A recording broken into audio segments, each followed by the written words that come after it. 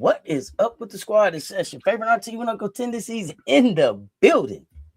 It's the PoliSports Tea Time show. Y'all know what it is. Political Lil in the building. Let's get started. This is a serious one. Welcome back, y'all. Welcome back. Come on in. Hit the like and share. They both right there. Hit the like and share. They both right there. Listen. Welcome back to Tea Time. And I need for everybody to understand. Y'all know sports, they never just about the games we play, the stories we tell, right? And the systems we expose. This one right here is,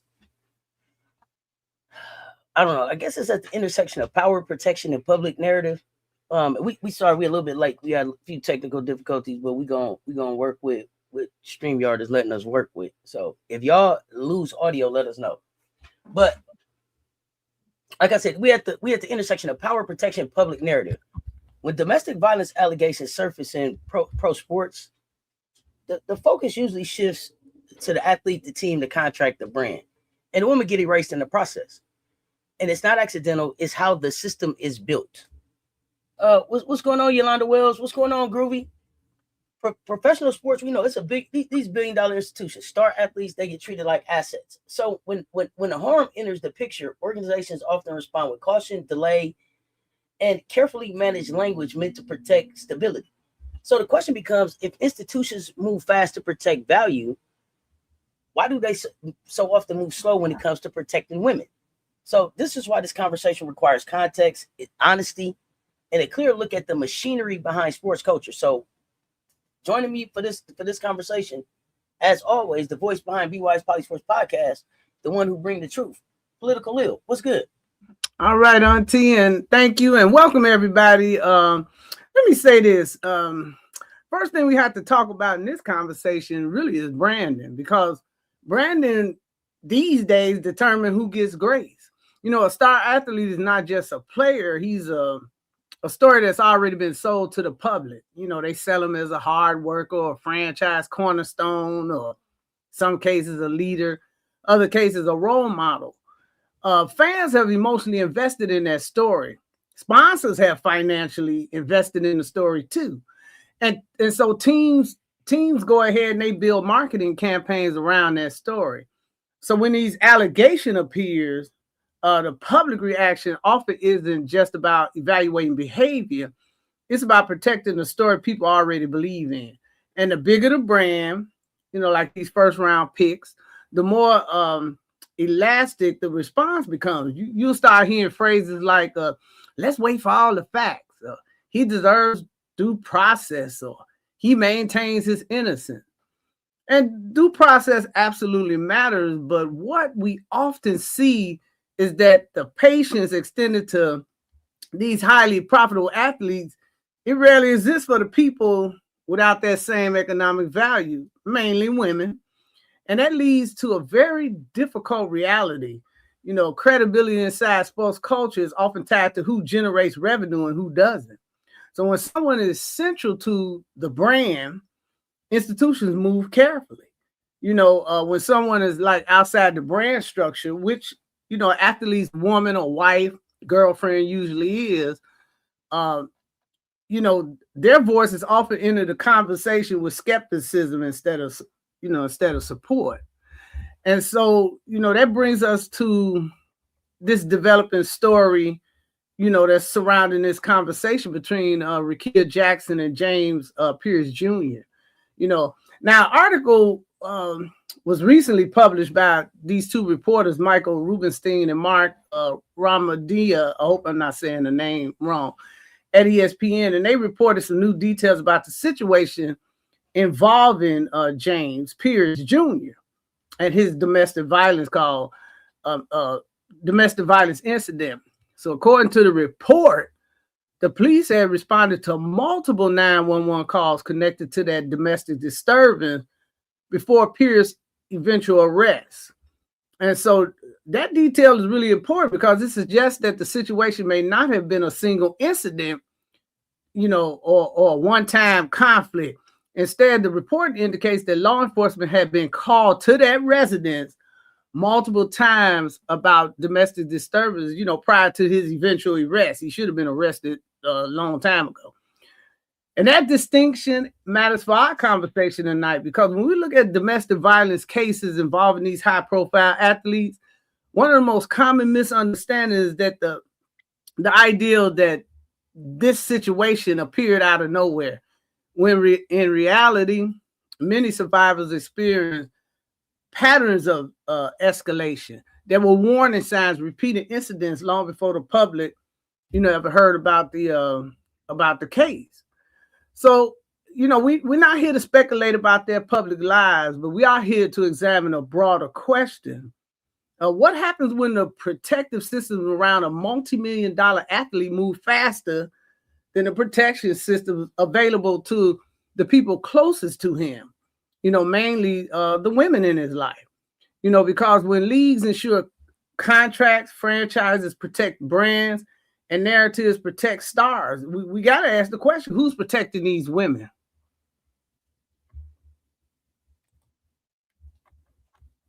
Facts, Leo. Facts.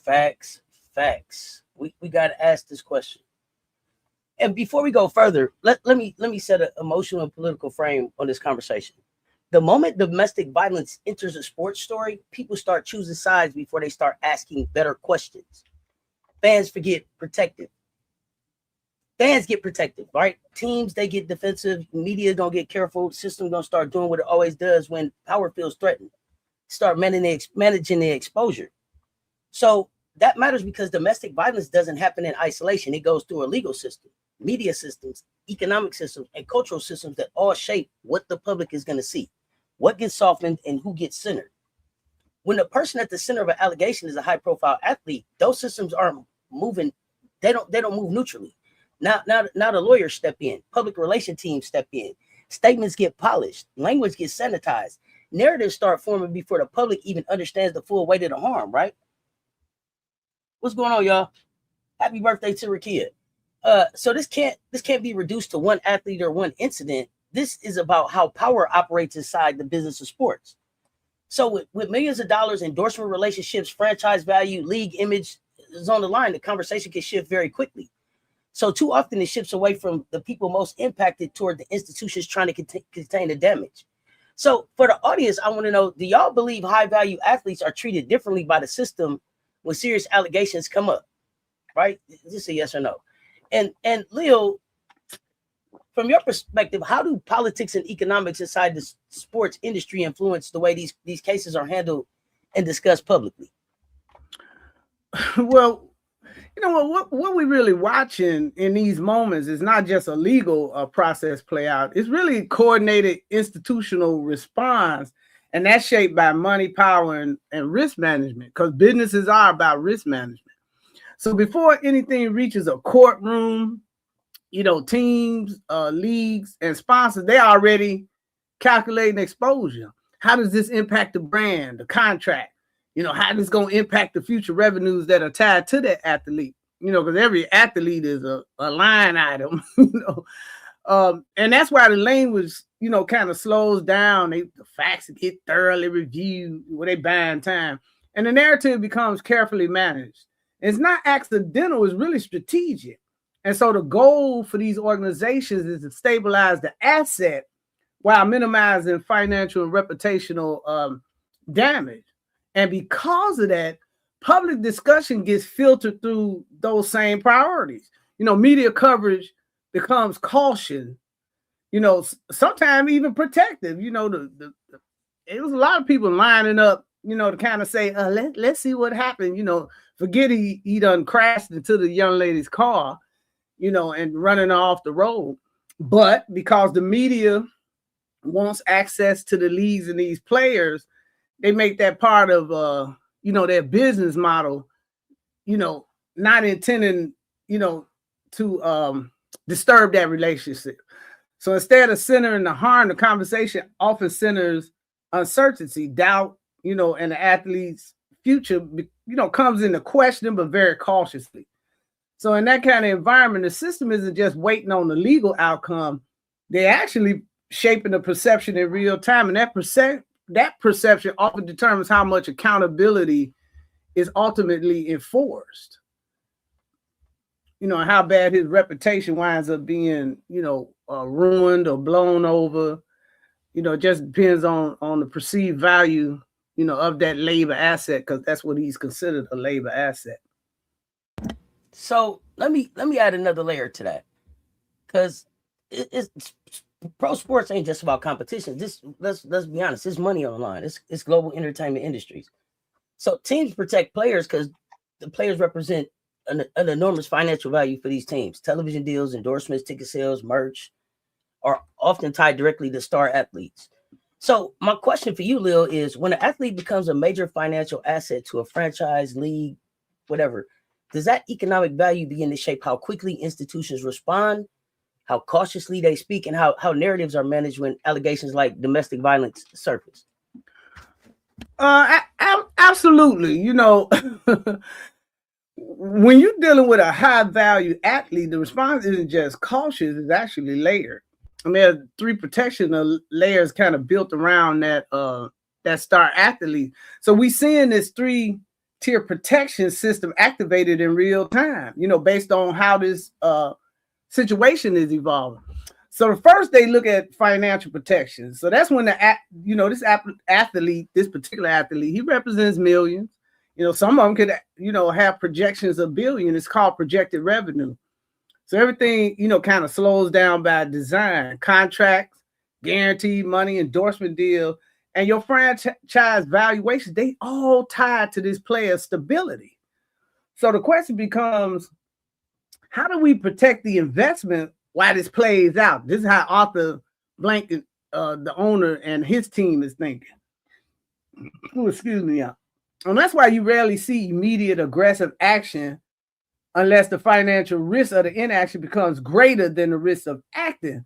Because, with him allegedly knocking over the police officer and bamming her car and this, that, and the other, people was expecting the league to terminate him immediately. Like right now, I think they doing trades and stuff like that, and he ain't came up on no trades, but he's receiving that kind of protection.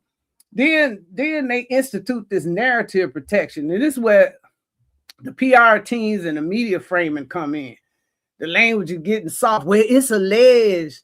Well, it's an incident. No, it's not an incident. It's a pattern. But y'all want to call it an incident. The matter is under review. Under review by who? Should be his psychiatrist. But anyway, these stories get framed around uncertainty instead of impact. And because the media depends on having access to those players in them teams, then they're going to be cautious about how they kind of cover the story, to prevent brand damage.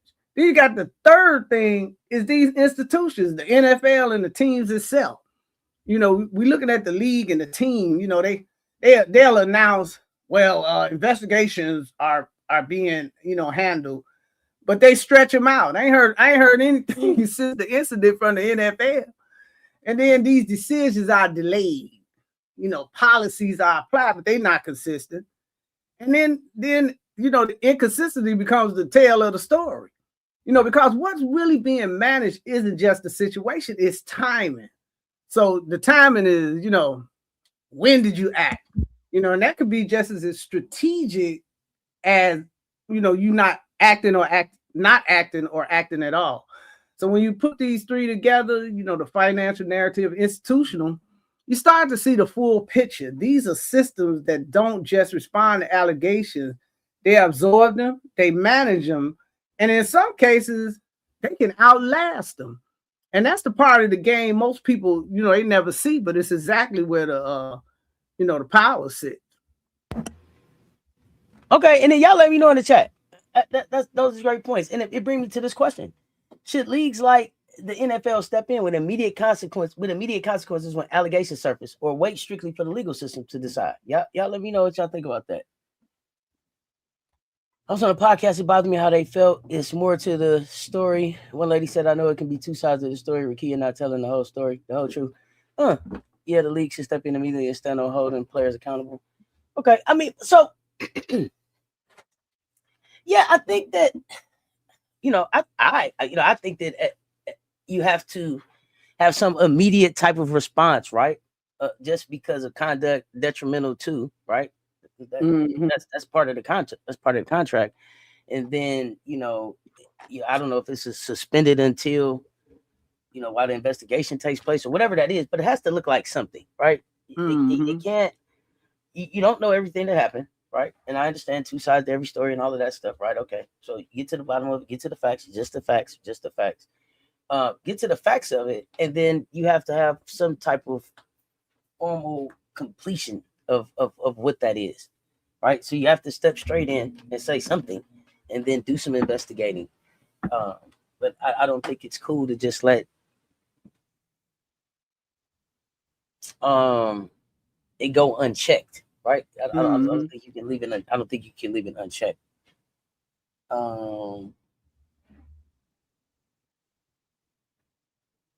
We all want the facts. We all want the facts. But the fact of the matter is, you still did something that was conduct detrimental to the team, to the league, to the brand. And so, for being in the situation, period, we're gonna deal with that. And then, because that's the first fact. And then when we get to the rest of the facts of the situation, then we'll see if there's further punishment after that. But just for being in the situation. I despise these male leagues, especially NFL and NBA, that gives these players a slap on the hand regarding violence towards women. Of course, you want to know the facts, but we need to believe women. Then we need to be able to get to the facts. So this is where the conversation has to shift from framework to real-time application. So in this case involving James Pearce Jr., the legal landscape is changed, right? So as of March 2026, the most serious charge, the felony aggravated battery of a law enforcement officer, that was dropped. And they say the body camera footage didn't provide enough evidence to support that accusation, right? At the same time, the felony aggravated stalking charge has been reduced to a misdemeanor. So that's not a minor adjustment. That's a major shift, right, in legal exposure. The top felony has fell off the board, and another charge has gotten downgraded. The trajectory of this case has changed. The public reading of the case changes. The media language changes, and institutional posture usually changes with it. So this is where Tea Time has to do what this space was built to do.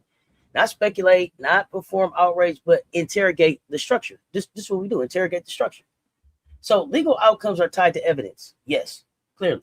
But they also unfold inside systems of power, legal systems, political, economic, media systems. So when the person at the center of the case is a high-value NFL asset connected to $1 billion machine, all of them systems I just mentioned, legal, political, economic, media, all of those systems matter.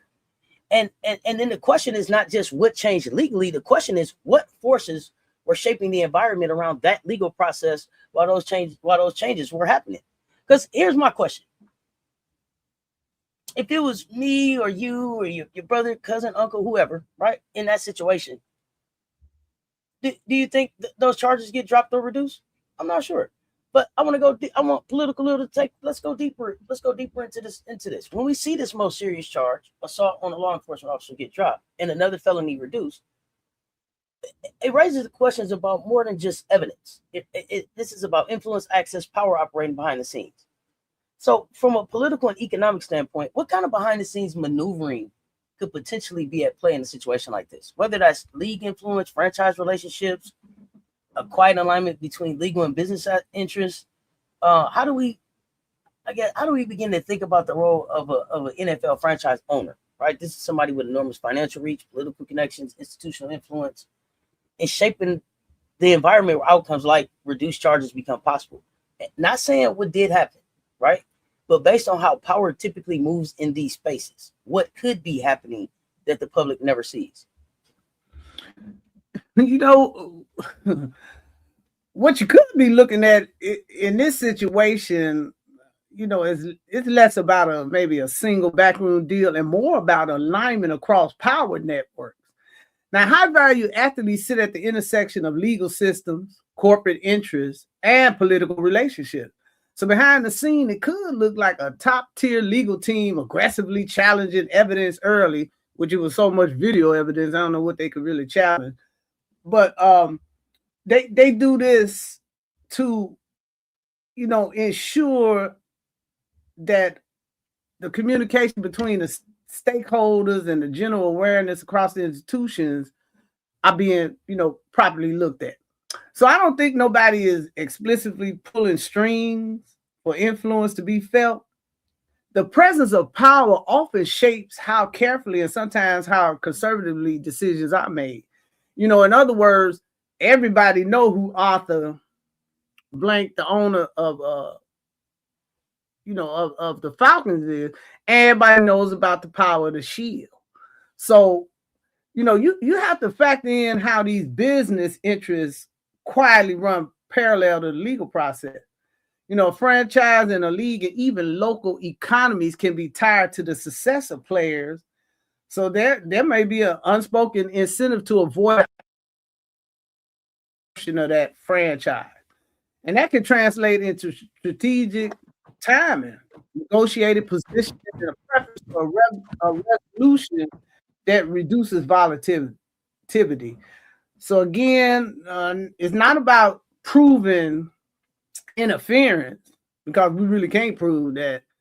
But understanding that when money, access, and influence converge, the environment itself can become more favorable to outcomes that stabilize the asset rather than escalate the situation. Because initially, we looking for him to be locked up for 5 years for running over, hitting the knee, and I'm like, the police officer now, he suddenly don't know if his knee got hit, but he was staring down 5 years regardless of the other charges. And then they quietly chipping away to the point that I think it's gonna end in a financial settlement. They must value this guy. He was almost the rookie of the year, or at least in the running. They must value him very highly. For them to work that into the, police officer went from knee hit to, camera to show, maybe the camera position wouldn't have showed his knee getting hurt. But I certainly think an officer would know if his knee got smashed or if it was swollen or, something like that. But just the fact that he was fighting the police, and none of those other policemen he was tangling with, 7, 8 deep, none of them got scratches or hurt, enough to still support an assault on a police officer. It just that's that is what it is. Go ahead, Seth. Yeah, I'm gonna move into another area here, but why do that? Y'all tell me. Why do you think the conversation often shifts from alleged harm to the athlete's career? What does that say about our culture? You think you need discipline and therapy? Yeah, he was one of the best rookies last year. And now I think I saw where I think she got a restraining order. The camera works any other time, but now tell me another lie. But here's the thing. In today's day and age, all of this is going on. Nobody came forward with a camera phone video or what happened. It wasn't no other cameras in the area that caught anything that took place. No traffic cameras, no store cameras, no building cameras. Everything on camera nowadays. Everything is on camera nowadays. In a wealthy community. Community. Nobody else's body cam caught none of the footage. I don't understand. Only his body camera. Okay, I don't know. Okay, allegedly. Okay, there it is. Okay, well, it says even as a society, violence towards women is not taken seriously, which is painful to say. A lot of these domestic situations, the leagues always dismiss, blame the victims. This is true. We see athletes as heroes, and no one should touch heroes. They're divine. We got some work to do. Let's move into what I call the asset protection machine. And this is when an incident involves a high value athlete. The response is rarely improvised. It's structured, familiar. It's already built to move. PR teams step in to shape the message. Lawyers move to limit legal exposure. Agents, brand managers start guarding endorsements, image, long-term market value. League fall back on the same institutional rhythm. So statements, internal reviews, carefully timed decisions dressed up as a process, right? That's not coincidence. That's the infrastructure. It's the system designed to do three things: stabilize the asset, contain the fallout, control the narrative. So what matters most is how quickly that machine activates. Because while the public is still trying to catch up to the story, the protection process is often already underway behind the scenes. It's probably 2, 3, 4 days, depending on the incident, 6 hours ahead, right? I guess let's go through it this way. When you look at how this incident unfolded, Lil, the reports coming out, legal trouble emerging, it appears the response around him was immediate and coordinated, right? Like lawyers showed up quickly, the bail got handled, movement was controlled. Ultimately, him being removed from the environment, taken back to Atlanta, where the franchise got more control and insulation.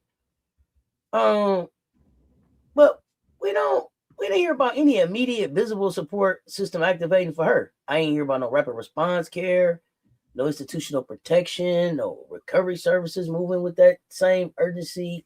So help us break this part down. What does that contrast tell us about how the asset protection machine actually operates in real time? Like who is it, who it's designed to protect, how quickly it mobilizes, and what it reveals about the imbalance between protecting the player versus protecting the person harmed.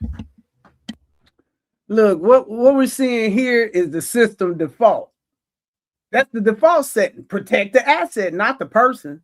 From the layer, the lawyers showing up. I mean, they was Johnny on the spot. Car ready, plane ready. They showing up immediately to control that narrative and move him back to Atlanta. Every move we saw was calculated to shield the franchise and the player, the so-called investment, and that's what it really is. Meanwhile, her safety and care and her recovery, that was left in the slow lane. If I didn't see nothing at all.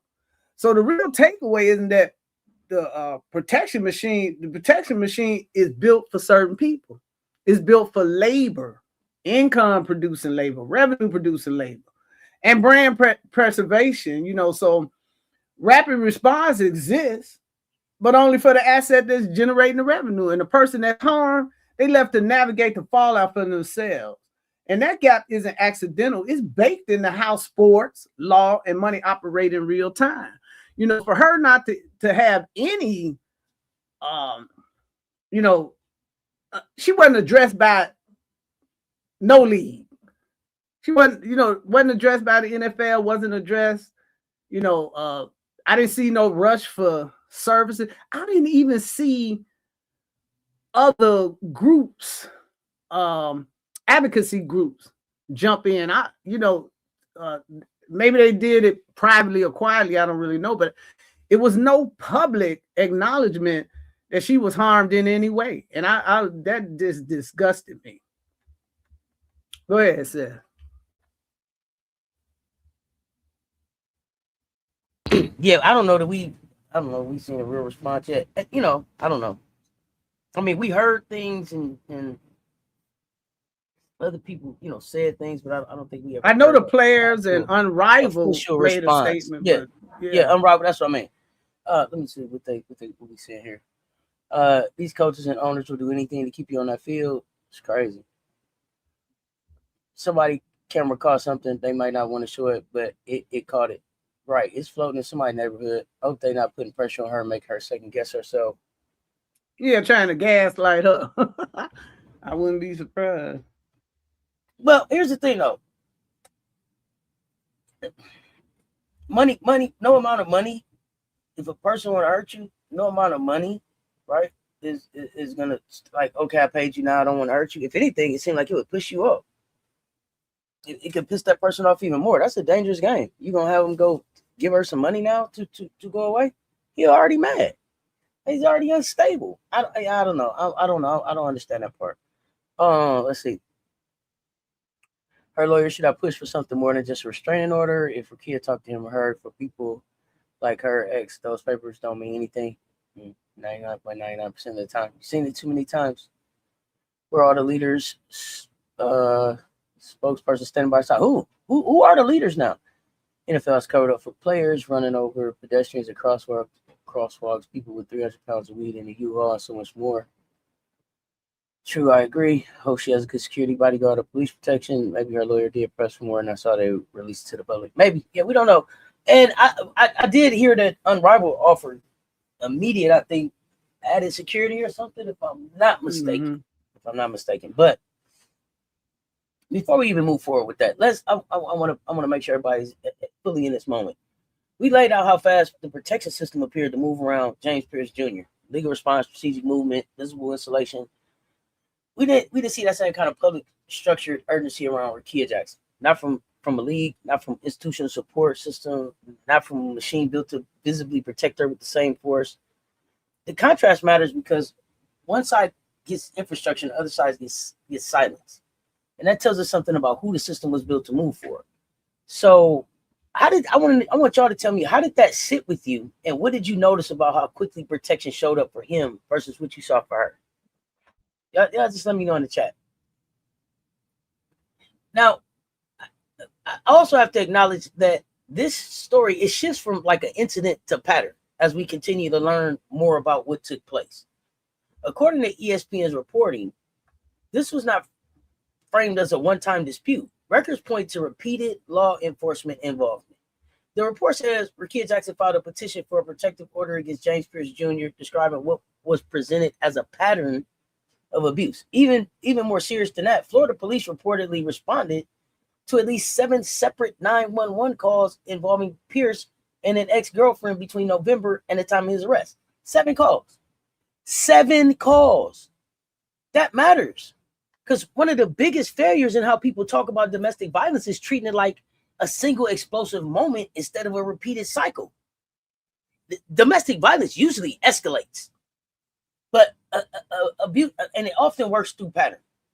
Escalation, calm, apology, tension, escalation again. So repeated police calls are not random noise. They're not just drama. They're indicators. They're warning points. They're signs that something may be repeating, deepening, and becoming more dangerous over time. And by the time the public see the headline, the pattern may have already moved through multiple stages behind closed doors. This is why we can't reduce this to one moment. See, the moments make the headlines, the patterns reveal the systems. So, Leo, let's start here. And let me see. The media is treating this like Rickea doesn't have a career and not a high-level athlete herself. But even that, though, she shouldn't have to have a career and be a high-level athlete. Having this happen to anybody at any level should be unacceptable. Her career in life was almost jeopardized because of him, and disappointed that no focus is given. You got team fans who creating content talking about we got to wait and see when all the evidence is clear and concise. Okay. 7 times they report she called. I feel like she wasn't supported through this situation. He was protected, and she was left with, no help or whatever her internal support system that she's built already. But that's usually what happens. The victim is usually left alone to deal with the pain on her own, or with the loved ones around her, right? That's how it goes. So let's go. Let's start here. When we see multiple 911 calls tied to the same individual and the same environment, not one, not a few, not a couple, several, because we know a couple is 2, a few is 3, several is more than 4. Come on now, 7. What does that typically signal from a structural standpoint about domestic violence cases? And why is it so important for the public to understand that these situations are often patterns of behavior, not isolated incidents? Leo, go ahead. Listen, multiple calls signal a persistent and escalating pattern. And it wasn't a single mistake or isolated incident, but that's how they originally tried to put it out there. So, structurally, it shows how domestic violence often operates behind closed doors. You have cycles of control, then there's intimidation and abuse that's repeated over time. So if you recognizing this pattern is critical because public perception often mislabels these situations as one-time conflict. I know every male channel I went on YouTube that was talking about the incident kept talking about it as an incident. no one talked about it as a ongoing pattern. It was just this one-time mistake he made. What they were calling it, a crash out. Oh, he crashed out. This wasn't no crash out. This was a pattern of abuse that happened over a period of time. And see, that diminishes the severity or the urgency of the intervention. So when we understand domestic violence as a systemic pattern, we see the need for consistent accountability, robust support system, and proactive protection. I'm surprised that in them 7 calls, no one called the owner, and say, hey, your boy down here allegedly going upside somebody's head. You might need to have him report back to Atlanta because, he was at her place and that wasn't a place he had to be. But for a police station to know that's why he didn't get shot, because they knew exactly who he was. For you not to be in contact with that owner, police department, or mayor or somebody like that, that just disturbs me that no one had the owner come, just like he did when he came and got him out of jail. He sent somebody down here to pick up this young man. We don't want him in the state. He over here acting a fool. And have him go back to where he lives instead of where he visited, the alleged girlfriend. That one I can't get over. It shouldn't have took no 7 calls for him to finally be look how he was protected. How many of you all believe this? I'm just asking the chat. How many of y'all believe if he was not who he was, he would have lived through that incident with that entanglement with the police chasing him and all that went on with them wrestling to the ground? They knew exactly who he was, and they was protecting him as a property like he was a slave owner's property. It's really astonishing, but go ahead, sis. I had to get that one in. I was like, wow. I wonder if her lawyer could argue a case against the police department for not following through and doing something quicker. I'm sure that they will explore all legal possibilities. I hope that all her legal options. But I want to go a step further behind, because behind every one of those calls is a lived experience, right? We're not just waking up calling. There's some type of experience that she has had that's leading her to these calls.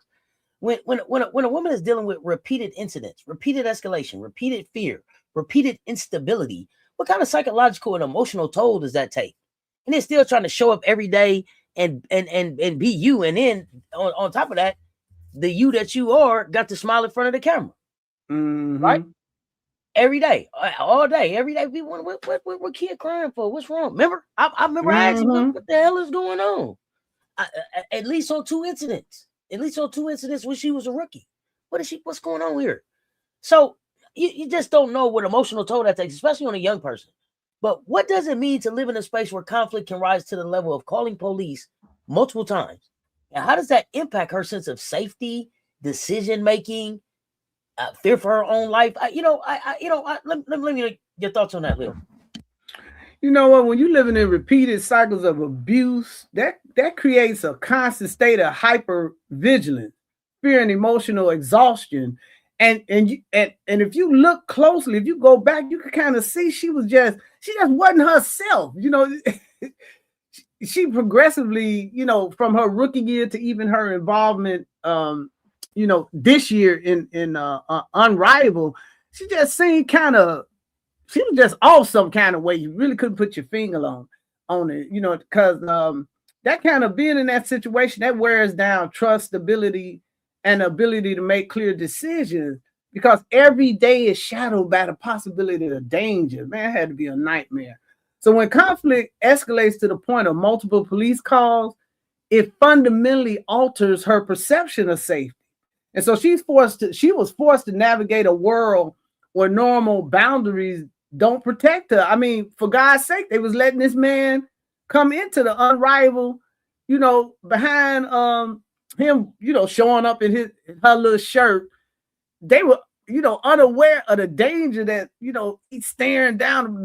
No wonder some of her games was shaky, you know, and that fear isn't just, you know, emotional. It impacts her choices, her mobility, and her willingness to seek help, and her very survival instinct, making the need for external rapid response support all that critical. You know, I don't think that she exposed that to anybody at her arrival, because I'm sure had she done that, they would not have allowed him into the building, you know, and things like that. So, you know, people,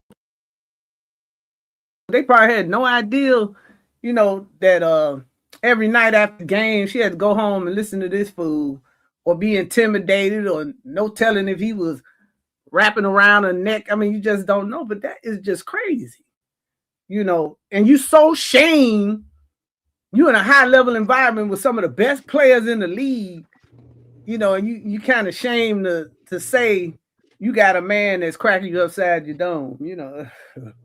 Anyway. And I mean, Unrivaled seem to have a zero tolerance policy. Their reaction was swift. Let's deal with it. Let's get the security upgraded. But let's talk about a harder truth. Not just about sports, but about our culture, right?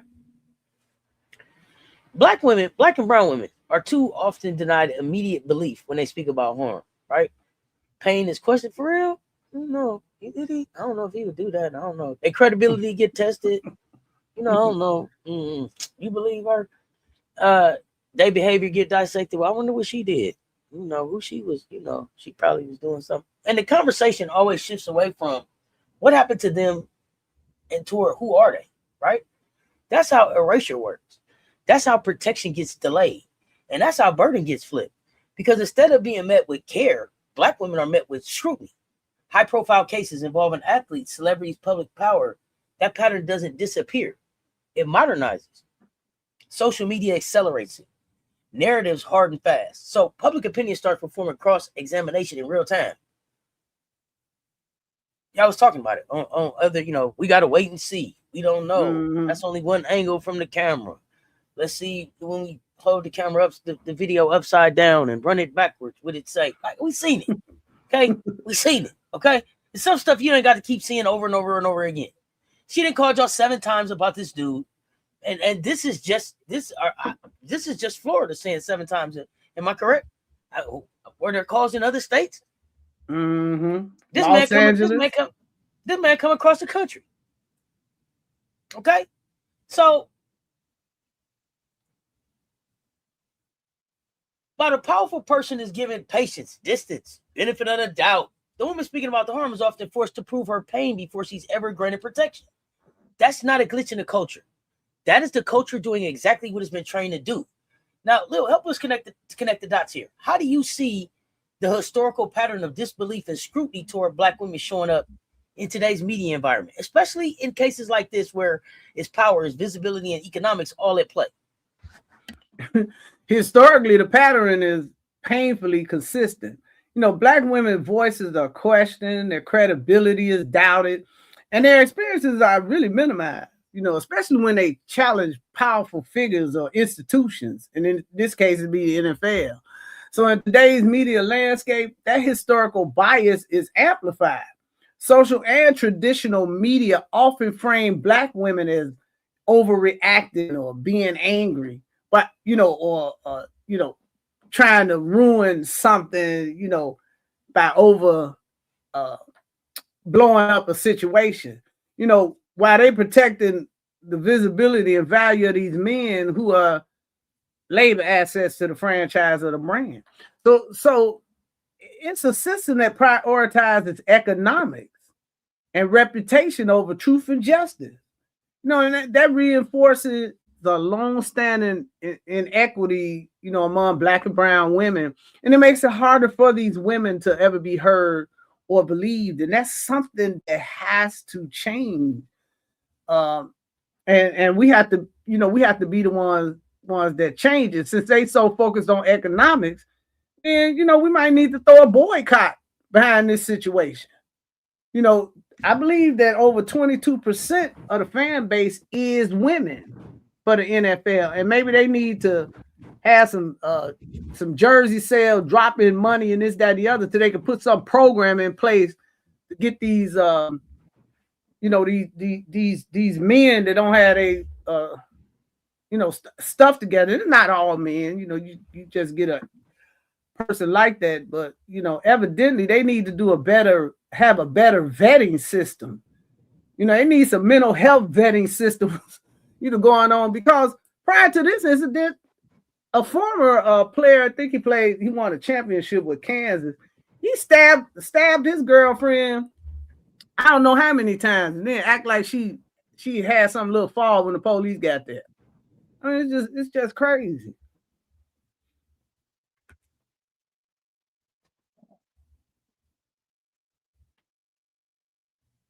And I see y'all naming a lot of different high profile women that have been through similar situations. Brianna, Cassie, Kiki Palmer, Tina Turner, little NFL's the machine, billions at stake.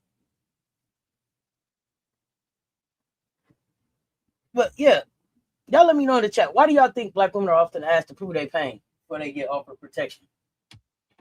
But the one thing about us is we are always here about the solutions. We are always here about the solutions. We always got an opinion about how you can fix something. Okay? So let's move to solutions, because accountability can't just be a statement, a suspension, or a temporary PR response, right? Real accountability would mean policies that don't change based on talent, status, or projected value. That's the conversation that we have to have. Mm-hmm. It means independent investigations instead of institutions policing themselves. We got to get away from we'll check on it. Nah, I don't need y'all to check on it. Y'all don't need y'all to check on it. It's been 7 calls. Y'all ain't checked on it yet. Mm-hmm. No, we don't need y'all to check on it. That kind of stuff. The first time a call need to, how, I don't know if y'all ever worked in a school district or something. Well, I worked in HR in the school district, right, in California. And one of the things bringing the people in, they had to come in and get fingerprinted. And you run your background check, and then after your background check gets run, you clear your background check, you get hired, and then we will let people know, hey, we get updates. So if something happened or go wrong in your background, we will reach out. You know what I'm saying? Like, we still watching you, meaning it's not just your background check. You around kids. So it's a continuous watch on what's going on in your record. It should be the same thing like that, I think, with athletes and certain people. You get one domestic violence call or something, that needs to be immediately reported to an independent investigation situation, an independent investigator, and have it be investigated. It's not the second time, the third time, the sixth time, the seventh time, the eighth, the first time, because it shouldn't even be a first time if everybody would just keep their hands to their damn self. It ain't even about men don't hit women. Don't nobody hit nobody. Everybody keep their hands to themselves. We don't have this problem. Mm-hmm. Use your words. I feel they think we don't have any value. Oh, no. They proven that we don't have any value when it comes to them. Black women have been objectified from the beginning of time. See slavery and how our women were abused and mistreated just because they were owned. Exactly. You can't find fault for misusing your own property. Right. It's my property. I do what I want with it. Right. That's the attitude. Mm-hmm. It would mean immediate support for victims, legal resources, counseling, safety planning, protection measures activated with the same urgency the system shows when it's protecting the athlete. Now, they ain't ran and checked on James. I know I asked Rickea nothing. Good thing Rickea is a woman with her own resources and her own access. If she was just, if she was just little Stacy from the hood, you know what I'm saying? She just going on back home. James went on back to work and moved on. Ain't nobody checked on him. You good? You need to talk to somebody? None of that. Mm-hmm. And it should happen at every level, no matter what a person's status is in life. no matter what a person's status is in life.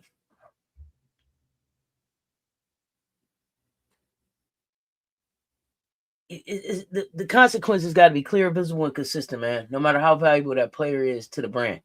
Accountability is not real when it's selected, and protection ain't real if it only extends to an asset. So this is why I want you to come back in, because when we look at the situation involving Rickea, what stands out is not only what happened, it's actually what the system didn't do. Can you talk about that a little bit? Mm-hmm. You know, and what didn't happen, that kind of absence is loud. So we're talking about a WNBA player, a professional athlete, and yet there was no immediate, visible institutional response, not even from the WNBA. And they still ain't said nothing to this day. You know, there was nothing in terms of, hey, we recognize we had a player that was involved in the situation. We're going to, you know, provide some support, resources. They ain't even publicly acknowledge, you know, her well-being. And what that tells us is this: protection is not just about action, it's about alignment. And in moments like these, institutions often align with each other through silence. Leagues, franchises, and affiliated systems, they tend to move carefully to avoid conflict and protect relationships and maintain business stability.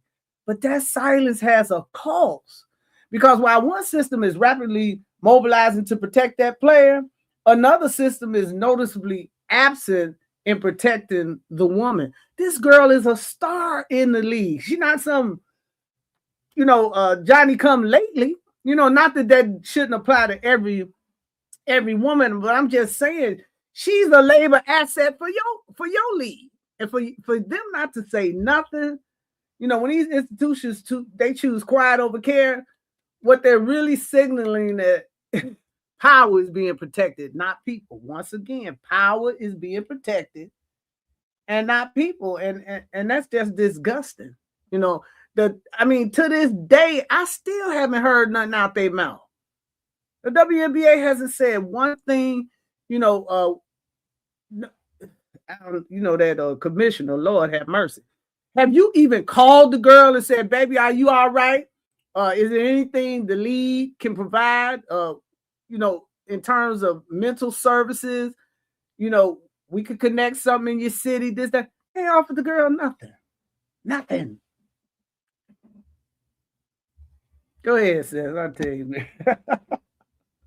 Well, for the outside looking in, solutions, right? If institutions are slow to act and choose silence, the pressure is going to have to come from somewhere else, right? The pressure will have to come from somewhere else. What should fan advocacy look like in cases like this? How can the public and fans, media supporters push for real protective systems for women, especially female athletes, when it comes to domestic violence in the sports industry? And I want to bring the audience. I want to bring y'all back to this. Were you aware of any other protection, recovery services, or institutional support offered to Rickea in this situation beyond what we've seen from social media posts by players and the steps that we took unrivaled, the steps that we heard about from Unrivaled. Y'all let me know in the chat. If you see something dropping in the chat, because if the answer is silence, that's a big part of the story too. That's a big miss in this entire situation. So, and I realize that this conversation can be triggering for some. White Wolf, sorry to hear about your loss. A conversation though that I am glad that for those of you who were able to participate, that you came participating in this conversation. It's a conversation that we have to have, because it's definitely something that we can do, we can get rid of, and we can do without. This conversation pulls the curtain back on more than one case. It exposes the system. We walked through rapid activation of what we call the asset protection machine. We looked at the pattern based reality of domestic violence.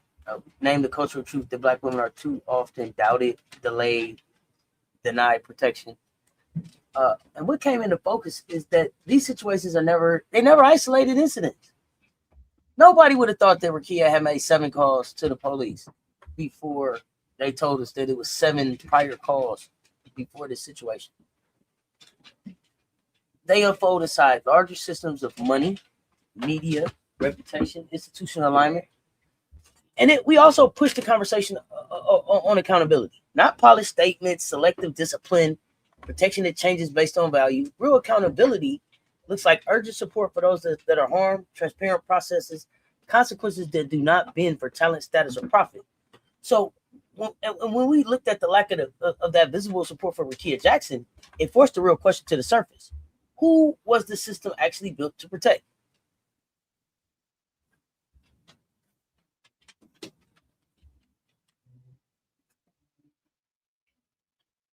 Cess. Yeah, go ahead, Leo. Yeah, let me just respond to the previous question about domestic violence in the these institutions fail, then the advocacy has to come from the outside. That includes the fan, media, and supporters acting as watchdogs and amplifiers.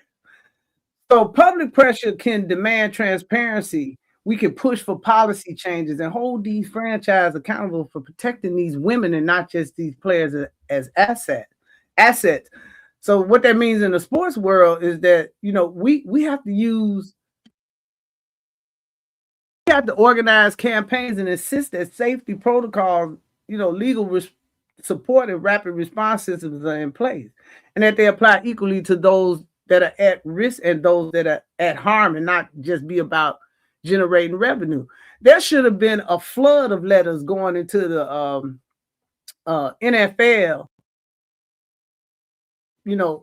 Your players bopping these women upside the head, but equally, letters should have been flooded into the WNBA asking why. I know y'all in the middle of a CBA negotiation.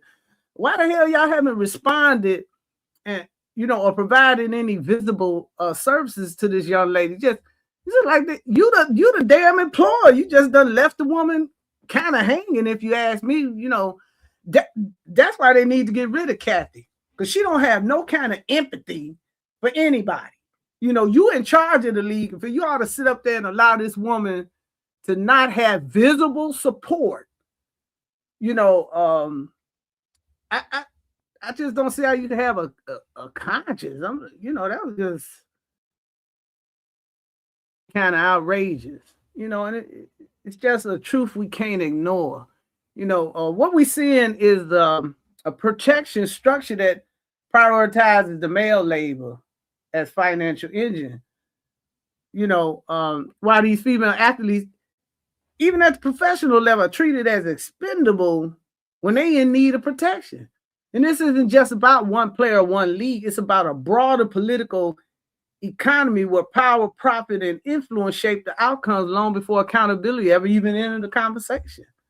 So, we have to go deeper. And on my channel, I have a series I'm doing about sports power couples. And I did a episode called "Professional Jealousy in the Age of Her Ascension." Give them your channel name, Lil. It's called Be Wise PoliSports. But we have a lot of women ascending, especially economically out here, even visibly. And I don't think these men that are dating these young ladies are quite emotionally prepared, and we're not given enough what they call emotional intellectual training out here to be able to deal with the fact that maybe she may supersede you or this, that, and the other. And that conversation kind of breaks down some of these underlying tensions that are driving a lot of what we see and play out in real time, because I think we're going to, unfortunately, see more domestic abuse cases involving female athletes, as they ascend into money, power, prestige, and visibility. I really, like when the men go to these leagues, they have some kind of education seminar on, watch this groupie and watch this trick and watch this gold digger. You need to be teaching them some kind of emotional intelligence, you know, for the people that's in their life that they not abused them. I mean, you have had men in the NFL going off on their mamas, you know, having problems with sisters, attacking the girlfriends and stuff like that. And it's just nothing being done, just a continuous, you know, cycle of nothing being done. And so if they're not going to address it, I think as an advocacy for these young ladies, we have to address that. And, you know, try to show these young ladies that we really out there supporting them. But go ahead, Cess. Yeah, I mean, the pressure shifts to the public. Silence protects systems, right? Attention disrupts them. So don't watch the conversation. Move on. Use your voice, platform, social capital, social currency, tag the organizations, push the conversation, ask harder questions. Make it clear that women in sports, women period, do not deserve selective protection. Post with protect her, hashtag protect her. Post with hashtag respect her game. Like, share, comment. Make sure you join the channel.